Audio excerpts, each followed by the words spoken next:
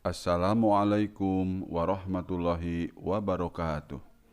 Alhamdulillah, assalatu wassalamu ala rasulillah, Sayyidina Muhammadi wa ala alihi wa ashabihi wa mawalah. Amma ba'du, faya ayuhal hadirun, ittaqullaha la'allakum tuflihun. Pada kesempatan ini, marilah kita membahas tentang ihdad atau masa berkabung. Yang dimaksud dengan ihdad yaitu masa berkabung bagi seorang istri yang ditinggal mati suaminya. Masa tersebut adalah 4 bulan 10 hari dengan larangan-larangannya, antara lain bercelak mata, berhias diri, keluar rumah kecuali dalam keadaan terpaksa. Mengenai ihdad atau masa berkabung dan permasalahannya, Ibnu Rushdi menjelaskan sebagai berikut. Kaum muslimin telah sepakat bahwa ihdad atau berkabung wajib hukumnya atas wanita muslimah yang merdeka dalam iddah kematian suami, kecuali Al-Hasan yang berbeda pendapatnya. Kemudian mereka berselisih pendapat mengenai wanita-wanita selain itu, mengenai selain iddah kematian suami, serta mengenai hal-hal dilarang bagi wanita yang sedang berihdad dan hal-hal yang dibolehkan untuknya. Imam Malik berpendapat bahwa ihdad diwajibkan atas wanita muslimah dan ahli kitab, baik yang masih kecil maupun yang sudah dewasa. Mengenai hamba perempuan yang ditinggal mati oleh tuannya, baik ia sebagai ummul walad, hamba perempuan yang telah memperoleh anak dari tuannya, atau bukan, maka menurut Imam Malik tidak wajib ihdad atasnya. Pendapat ini juga dikemukakan oleh para fuqaha Amsor atau fuqaha negeri-negeri yang besar. Pendapat Imam Malik yang terkenal mengenai ahli kitab ditentang oleh Ibnu Nafi dan Ashab, 2 orang di antara pengikut Imam Malik. Tetapi pendapat keduanya ini juga diriwayatkan oleh keduanya dari Imam Malik. Dan pendapat ini, yakni pendapat yang dikemukakan oleh kedua orang pengikut Imam Malik juga dikemukakan oleh Imam Syafi'i, yakni bahwasanya tidak ada kewajiban ihdad atas wanita ahli kitab. Dalam pada itu, Imam Abu Hanifah berpendapat bahwa tidak ada ihdad atas wanita yang masih kecil dan wanita ahli kitab. Segolongan fuqaha berpendapat bahwasanya tidak ada ihdad atas hamba perempuan yang telah dikawini oleh tuannya. Pendapat ini juga diriwayatkan dari Imam Abu Hanifah. Demikianlah silang pendapat fuqaha yang terkenal berkenaan dengan wanita-wanita yang wajib berihdad di antara berbagai macam istri dan wanita-wanita yang tidak wajib berihdad. Mengenai silang pendapat fuqaha berkenaan dengan masalah ihdad, maka Imam Malik berpendapat bahwa tidak ada ihdad kecuali pada iddah kematian suami. Imam Abu Hanifah dan As-Sauri berpendapat bahwa ihdad pada iddah karena talak bain wajib hukumnya. Akan halnya Imam Syafi'i, maka ia hanya menganggap berihdad bagi wanita yang ditalak, tetapi ia tidak mewajibkannya. Baik teman-teman, para mahasiswa dan para santri, kita lanjutkan pada apa saja hal-hal yang dilarang dan yang dibolehkan bagi orang yang berihdad. Para fuqaha berpendapat bahwa wanita yang sedang berihdad dilarang memakai semua perhiasan yang dapat menarik perhatian laki-laki kepadanya, seperti perhiasan intan dan sela, kecuali hal-hal yang dianggap bukan sebagai perhiasan. Dan dilarang pula memakai pakaian yang dicelup dengan warna, kecuali warna hitam, karena Imam Malik tidak memakruhkan pakaian berwarna hitam bagi wanita yang sedang berihdad. Mereka semua memberikan kemurahan atau rukhsah dengan membolehkan pemakaian cela karena terpaksa, misalnya karena sakit mata.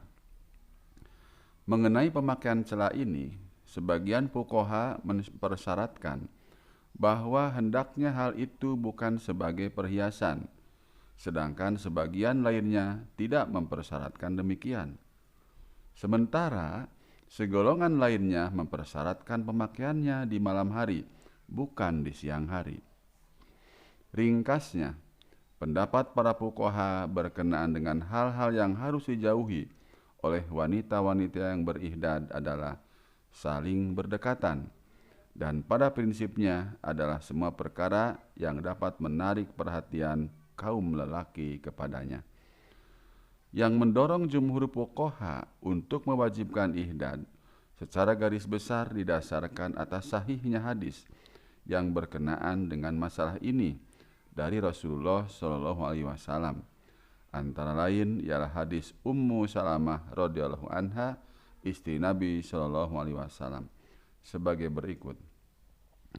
Inna imro'atan ja'at ila Rasulillah SAW faqala, ya Rasulullah, inna ibnati tuwufai anha zawjuha wa qad istaqat ainaha afatak tahiluha.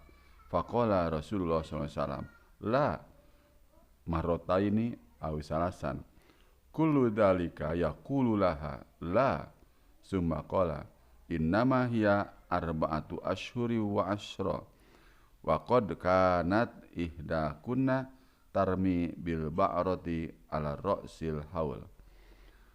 Bahwa seorang wanita datang kepada Rasulullah SAW kemudian berkata, ya Rasulullah, sesungguhnya anak perempuan ditinggal mati oleh suaminya, sedangkan ia mengeluh karena sakit pada kedua matanya.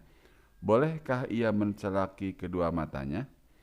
Rasulullah menjawab, tidak boleh, tidak boleh, tidak boleh, tidak boleh.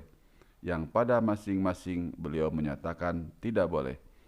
Kemudian beliau berkata, sesungguhnya iddahnya ialah 4 bulan 10 hari, dan sesungguhnya dahulu ada seorang di antara kamu yang berihdad selama 1 tahun penuh.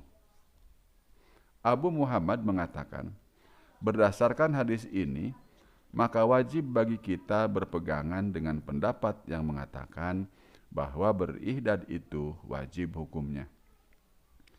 Akan halnya hadis Ummu Habibah radhiyallahu an, sewaktu ia meminta minyak wangi, kemudian ia mengusapkannya pada dadanya, lalu berkata, wallahi mali bihi min hajatin ghairu anna sami'tu Rasulullah sallallahu alaihi wasallam yaqulu la yahillu li imra'atin mu'minatin tu'minu billahi wal yawmil akhir an tuhidda ala maitin fawqa salasi layalin illa ala zaujin arba'ata ashhuri wa asyra. Demi Allah, sesungguhnya aku tidak membutuhkan minyak wangi ini. Seandainya aku tidak mendengar Rasulullah SAW bersabda, tidak halal bagi seorang wanita yang beriman kepada Allah dan hari kemudian untuk berihdad atas orang mati lebih dari 3 hari, kecuali karena ditinggal mati oleh suaminya, yaitu iddahnya 4 bulan 10 hari. Maka hadis ini bukan merupakan hujah, karena yang disebutkan di dalamnya merupakan pengecualian dari hal-hal yang dilarang. Sehingga karenanya hadis ini memberikan pengertian kebolehan atau ibahah, bukan kewajiban. Demikian pula halnya hadis Zainab binti Jahsy radhiyallahu anha. Al-Qadi Ibnu Rushdi berkata, mengenai suatu perintah yang datang sesudah larangan, maka hal ini diperselisihkan oleh para ahli kalam, yakni apakah perintah itu menunjukkan pengertian wajib atau ibahah. Silang pendapat di antara fuqaha yang mewajibkannya atas wanita muslimah, bukan wanita kafir, disebabkan oleh persoalan, karena bagi para fuqaha yang menganggap ihdad suatu ibadah atau yang tidak dapat dipahami maknanya, maka mereka tidak mewajibkannya atas wanita kafir. Sedangkan bagi fuqaha yang menganggapnya suatu ibadah yang dapat dipahami maknanya, yaitu untuk menghindarkan pandangan lelaki kepadanya dan untuk mencegah wanita yang berihdad dari memandang kepada lelaki, maka mereka mempersamakan antara wanita kafir dan wanita muslimah. Sedangkan bagi fuqaha yang lebih memperhatikan segi pandangan kaum lelaki kepadanya, bukan pandangan wanita yang berihdad kepada lelaki, maka mereka memisahkan antara wanita yang masih kecil dan wanita dewasa. Karena wanita yang masih kecil itu tidak mengundang pandangan lelaki kepadanya. Fuqaha yang mewajibkan ihdad atas wanita muslimah, bukan wanita kafir, beralasan dengan sabda Nabi SAW, la yahillu limro'atin tu'minu billahi wal yaumil akhir antahidda ila ala zauj. Tidak halal bagi wanita yang beriman kepada Allah dan hari kemudian untuk berihdad, kecuali karena kematian suaminya. Mereka mengatakan bahwa syarat untuk berihdad adalah iman. Maka hal itu menunjukkan bahwa ihdad itu merupakan suatu ibadah yang tidak dapat dipahami maknanya. Akan halnya fuqaha yang memisahkan antara hamba perempuan dan wanita merdeka, dan demikian pula ahli kitab, maka hal itu karena mereka menduga bahwa iddah kematian itu mewajibkan dua perkara berdasarkan kesepakatan, yaitu pertama berihdad, kedua menahan diri untuk tidak keluar rumah. Mengingat bahwa keluar rumah itu gugur dari wanita hamba sahaya karena kesederhanaannya dan kebutuhan pemakaian tenaganya, maka gugurlah larangan berhias daripadanya.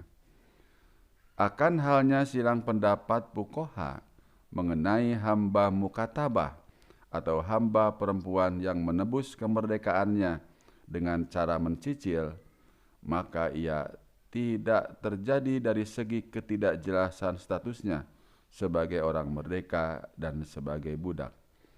Sedangkan mengenai hamba perempuan yang dimiliki dan hamba perempuan yang telah memperoleh anak dari tuannya atau ummul walad, maka hal yang mendorong jumhur ulama menggugurkan kewajiban ihdad dari keduanya karena adanya sabda Rasulullah SAW, la yahillu limro'atin tu'minu billahi wal yaumil akhir antahidda ila ala zauj. Tidak halal bagi wanita yang beriman kepada Allah dan hari kemudian untuk berihdad, kecuali karena ditinggal mati oleh suaminya. Maka dapat dipahami dengan dalil khitab bahwa bagi wanita yang tidak mempunyai suami tidak ada kewajiban ihdad atasnya. Sedangkan bagi fuqaha yang mewajibkannya atas wanita yang kematian suaminya, bukan wanita yang ditalak, maka berarti berpegangan dengan makna lahiriah yang disebutkan di dalam hadis. Bagi fuqaha yang mempersamakan wanita-wanita yang ditalak dengan wanita-wanita yang kematian suami, maka mereka mendasarkan pendapatnya kepada segi pemikiran, yakni mengambil pemahaman dari makna yang tersirat. Demikian itu karena tampak jelas dari pengertian ihdad bahwa maksudnya adalah untuk mencegah pandangan kaum lelaki selama masa iddahnya, dan demikian pula untuk mencegahnya dari memandang kaum lelaki.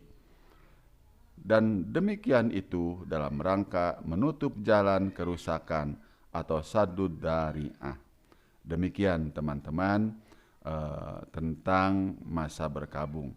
Dan tentang masa berkabung ini juga dibahas dalam kompilasi hukum Islam bab 19, yaitu sebagai berikut. Pasal 170 ayat 1, istri yang ditinggal mati suaminya wajib melaksanakan masa berkabung selama masa iddah sebagai tanda turut berduka cita dan sekaligus menjaga timbulnya fitnah. 2. Suami yang ditinggal mati oleh istrinya melakukan masa berkabung menurut kepatutan. Demikian teman-teman, bahasan kita kali ini tentang ihdad atau masa berkabung. Semoga bermanfaat. Wassalamualaikum warahmatullahi wabarakatuh.